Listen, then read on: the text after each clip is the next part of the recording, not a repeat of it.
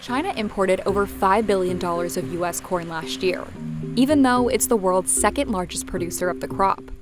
The world's top producer is the U.S., and most of the corn these countries are producing isn't even eaten by people. About 75% of China's corn and 40% of the U.S.'s is used for animal feed. Livestock get fatter when they're fed corn, and China's growing middle class is eating more and more meat. China now needs about 250 million metric tons of corn per year. So much corn that it has to import millions of tons from other countries. And now, China has begun working to cut its reliance on foreign corn, particularly from the U.S. Any country that's trying to maintain livestock, be it cows, pigs, what have you, they need to have corn. But China's farms lag far behind the U.S., which is a major concern for its food security. Here's why growing its own grains has been such a struggle for China, and how it's been trying to wean itself off U.S. corn, which could leave a significant gap in America's export market. U.S. farmers are much more successful at growing corn than their counterparts in China. The U.S. Department of Agriculture estimates that China's cornfields yielded less than 3 tons per acre last year, versus nearly 5 in the U.S. It's widely believed from the folks that I talk to that the U.S. has the superior soil, the superior farming techniques. The U.S. has significantly more arable land than China, and the arable land that China does have is decreasing due to urbanization. China's soil is also heavily polluted. A 2014 report found nearly 1/5 of the country's arable land was contaminated with heavy metals. China is currently conducting a national soil survey to see the extent of the issue. A second key advantage for U.S. farmers is their growing practices. To try and grow more, Chinese farmers use massive amounts of fertilizer, more than 4 times the global average. Many Chinese farmers are using fertilizer inefficiently and polluting the larger ecosystem in the process. A third issue for Chinese farmers? Their seeds are about 20 years behind U.S. technology. Many in China are suspicious of genetically modified crops, but the government has worked to overcome that skepticism. Even in its recent push to embrace genetically modified corn, China only allowed a tiny fraction of its cornfields to be planted with genetically modified seeds, according to reports. So China has turned to the U.S. for corn.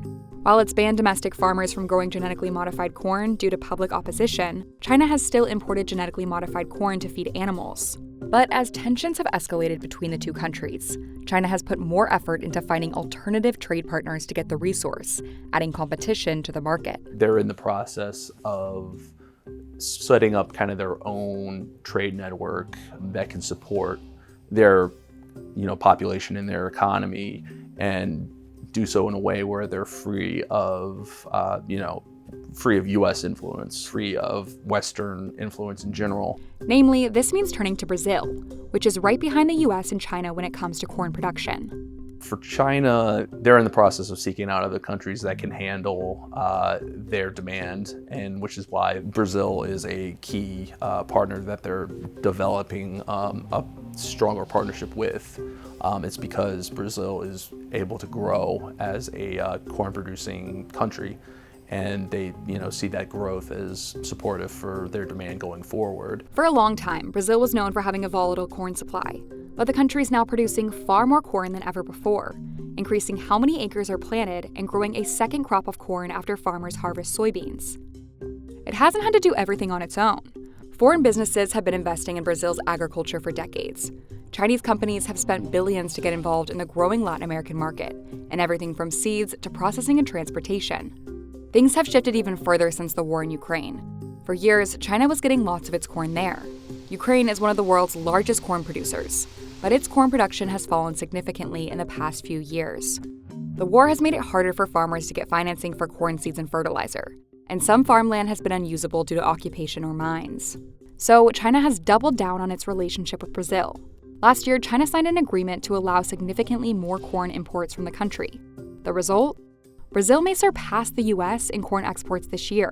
Brazil is receiving increased market share of exports that used to be in the U.S.'s domain. There's competitions for prices, who has the most competitive prices, and Brazil often wins that. Because Brazil still has lots of room to expand its corn-growing acreage, it could soon surpass the U.S. in corn production. There's a lot of room to grow, and that's what they're doing. They're aggressively growing. This could pose significant competition for the U.S., especially in light of other circumstances facing the country's corn market. The U.S. is currently facing a trade dispute with its second biggest corn customer, Mexico. which plans to ban genetically modified corn by the end of 2023. The country says this is to preserve heirloom varieties of corn that grow domestically, but it's a big deal since more than 90% of U.S.-grown corn is genetically modified. Export markets are always a top concern. If China is no longer purchasing, or exports in general are to drop off, then the price that farmers are going to receive at the grain elevators for their crop have the potential to sink for farmers that are already operating on really thin margins. That's very difficult, and a lot of times when this kind of thing happens, there's some farmers that simply cannot overcome that. U.S. farmers could potentially sell more corn to ethanol plants that could use it to make fuel, but losing the export market could significantly lower prices. They wouldn't be able to cover the amount of volume that China and exports in general take up from U.S. producers. They wouldn't be able to cover that just through ethanol alone.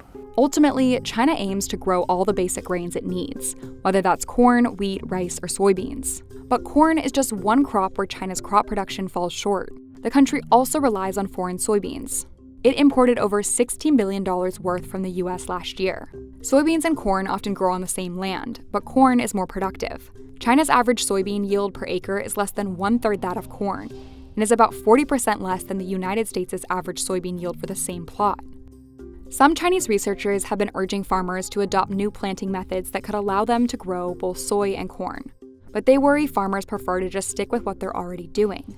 Experts believe China could grow self-sufficient in corn production by the end of the decade, through a combination of better planting practices, using cornbread to maximize growth, and improving the soil quality. But that would require embracing new technology and farmer education. They would have to grow significantly more in order to be self-sufficient the way that the U.S. is, and they would have a long way to go to do that. For the foreseeable future, China will probably need to keep importing large amounts of corn if it wants to keep using it in animal feed. But soon, that may no longer mean buying from the U.S.